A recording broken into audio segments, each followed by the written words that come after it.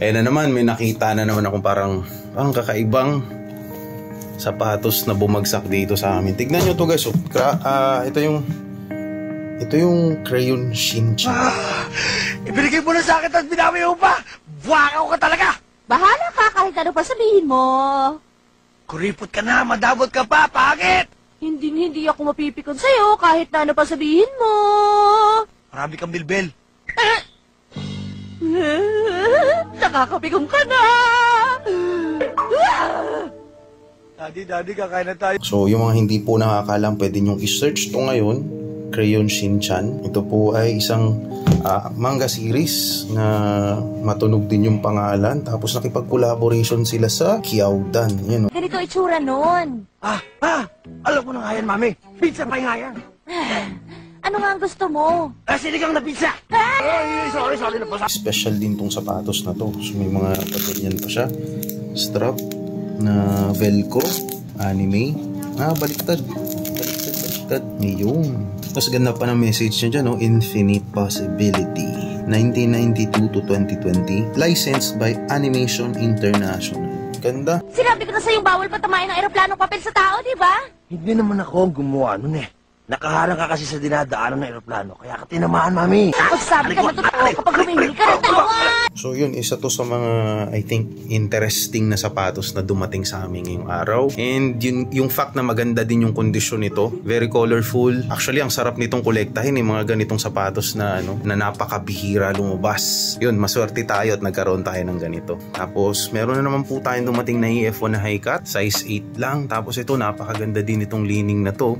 The Legend Begins. Napaka-solid. Tapos may X-Step din tayo. So more on basketball shoes, tapos running shoes. So may mga Kyrie tayo dyan. Kyrie. Tapos may Foamposite na pink.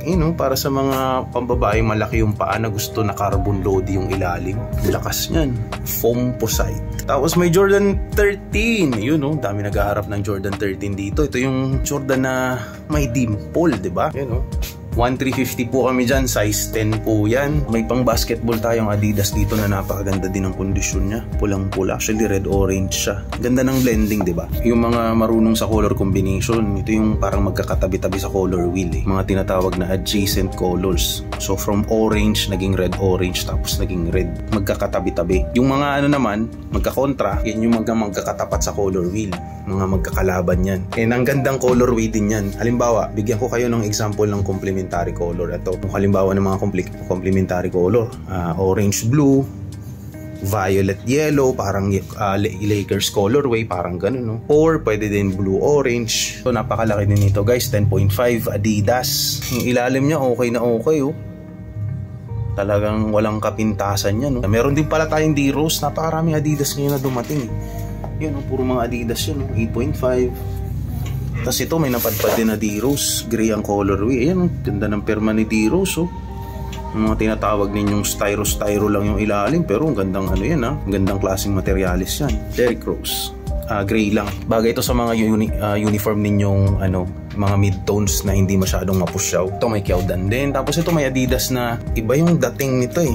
Alam mo yun, napakalaki ng midsole niya. Tapos black din yung outsole niya. Black lahat. Medyo may mga medyo may mga konting creases lang sa leather. Pero solid naman lahat eh. Lalo na yung sackliner niya. Walang kapintasan yung kabuuhan niya. So okay na okay to guys. Adidas. Jordan 5. Meron naman tayong Jordan. Why not? Westbrook yan, Jordan brand. Kyrie na naman. Tapos ito, pinakita ko na to kanina. Kasi ito, X-Step. So ito yung isa sa mga napakagandang kalidad na nandito ngayon. Ang ganda ng kondisyon nito. Walang masyadong issue sa ilalim. Kung titignan nyo siya sa baba, parang box na lang talagang kulang. Napakasimple lang. Puti, black, tapos green. Napakasimple, napakagaang.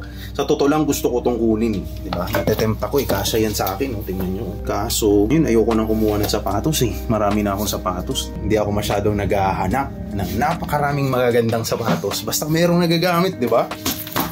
kahit hindi yan nag-i-spike, mahal na mahal itong Adidas na to. May Jordan na naman tayo dito. So may mga pick tayo.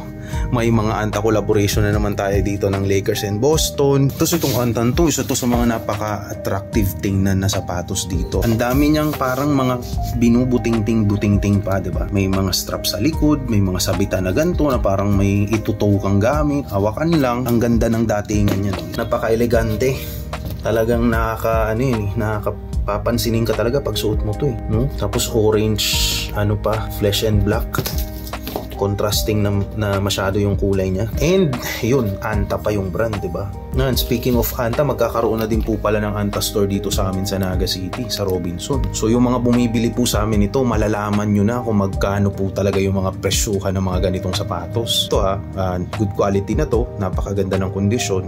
High cut, 1.4 lang po ito sa amin. Ito, meron tayong leather na parang Stan Smith.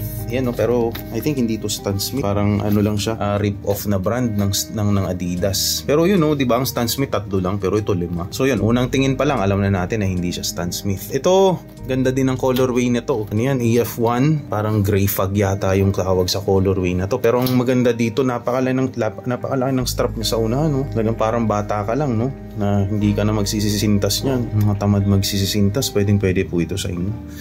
Tapos alam niyo, may napakalaki siyang hawakan dito sa likod. Yun, pag sumabit to habang naglalakad ka, matatalisod ka talaga. Napakalaki oh. Tapos okay din naman yung kondisyon, may minimal creases sa unahan, pero overall acceptable naman, tolerable naman yung mga ganyan kasi ukay po ito eh. Tapos meron na naman tayong pambabaeng SB dito, napakaliit, may padding yung tang niya eh. So ginagamit po talaga yun sa mga nag-skateboard para komportable yung paa nila. Tapos meron tayong Jordan 4, yun oh, 950 na lang to. Di na naman best ang kondisyon nito, kaya 950 lang, pero pwede nyo pa yung tawadan ha. Ito yung pinakamalaking sapatos dito, Kyrie, size 12, yun o, size 12. Tapos kung mapapansin nyo, 650 na lang, diba? Bihira ang size 12 tapos mura. Bakit? May issue po kasi ito sa ilalim. Yun yung isa nya, medyo may crack na siya dito, pero magagamit pa naman to kahit may crack. Yan ang munting kapintasan niya. Kyrie Irving size 12, 650. Malamang sa malamang mabibili po to ngayon. Oras lang po ang pinag-uusapan, mawawala po ito kasi 650 lang siya. Yung bibili niyan, siya na lang po yung magpaparaan kung anong pwede niyang gawin sa ilalim. Pero sa kondisyon niya ngayon, pwede pa siyang magamit. Tapos meron din tayong 10.5 na Tony Parker. Ito, Tony Parker to. Kilala nyo naman si Tony Parker, diba? Mga tropa ni Manu Ginobili saka ni Tim Duncan yan eh. Signature shoe niya po ito. Size 10.5. 1.2 lang po ito sa amin. Tapos biglang may lumitaw na J1 na dumating sa amin. Ang tawag sa colorway nito, yung Blue Moon. Search nyo na lang po, J1 Blue Moon, para malaman nyo kung magkano siya at anong klaseng sapatos siya. Medyo yellowish na yung midsole niya, pero I think pwede itong paraanan eh. Size 10, Euro 44, Jordan High Cut, Blue Moon colorway. Kasi may mga din pala tayo dito, collaboration ng NBA. Yan Anta yan guys. Tapos purmahang EF1 midsole niya gray, outsole niya pula. Okay din naman, may minor creases sa unahan. Okay pa yung overall build niya. Ito yung team ng Rockets, Houston Rockets, NBA team po yan. So yun, sikat yan. Nandyan si Jalen Green, yung Pilipinong NBA, half Filipino NBA player. Ito yung nasa ilalim yung mga signature shoe natin, napansin ko lang. Ito Klay Thompson 7 US, medyo maliit. Ito yung Dwight Howard na Adidas, diba? Yun may pirma pa si Dwight Howard yun. Number 12 talaga si Dwight Howard eh, yun 1-2. Ito fashion brand lang to ramdam ko na fashion ito, hindi to 361 kasi maraming 361 na ganito yung pormahan eh. Kahit dyan sa loob namin maraming 361 na ganito. Tapos okay yung kondisyon nito. Bagay, I think naman to eh. Pwede naman to sa lalaki, pwede naman sa babae. Another signature shoe, Aaron Gordon. Kaka-champion lang nito last year sa Denver Nuggets, si Aaron Gordon. Yun yung logo niya, yung parang yin-yang na A and letter G. Aaron Gordon. Buti sinulat nila yung pangalan kasi yung ibang mga signature shoe ayaw nilang isulat pangalan nila eh. Yung logo lang. So hindi natin ma-identify. Ito, madali.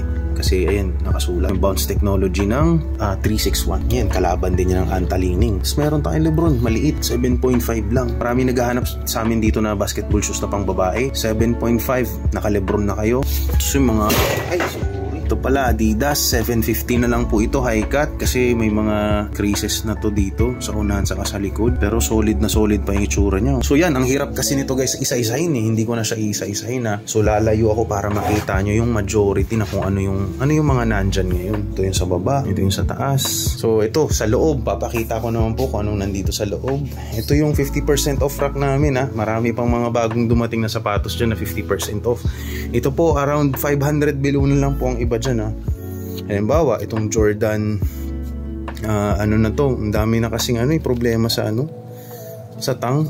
So yun, 325 na lang tong Jordan na to. Marami din po kaming reserva sa baba, pang refill. So dati lang, ito yung mga pamorma high cut. Tapos yan po yung mga basketball shoes natin. Tapos mga pambabae. So yan, mga pambabae. Ito po yung mga natin, running shoes, pang trabaho. Tapos ito yung mga natin, Converse. Wala nang Vans dyan. Ay, sorry. Ito, nag-isa na lang na Vans. Tapos the rest po, mga na po yan, mga Converse. Yun may J1 pa pala dyan J1. Tapos ito, size 6 lang. Tapos Jordan. Dami nagsusukat nito kahapon. Nakita ko. Parang hindi nagkasya. May isipat tayo dyan sa taas. Fila. Stasi. Yun D-Rose yun. D-Rose yung black na yun. Kaya yan, malamang maipopost ko po ito mamayang gabi pa kasi mag-edit pa, magka-cut pa. Pero ilalive po namin ito ngayon the moment na buksan namin tong likod. So yan, kung may gusto po kayo dyan, PM lang kayo. Mas mabilis na kami mag-reply ngayon kasi marami na kami. Kapag may gusto po kayong sapatos, bilugan nyo lang. Magre-reply po kami para sabihin kung available pa o hindi. At i-flex namin na exclusive flexing po yan para sa inyo. So ayan, salamat po sa panonood. Hanggang dito na lang. See you sa mga makakapunta. Bye-bye, Karina. Happy New Year to you, yo. Bye-bye.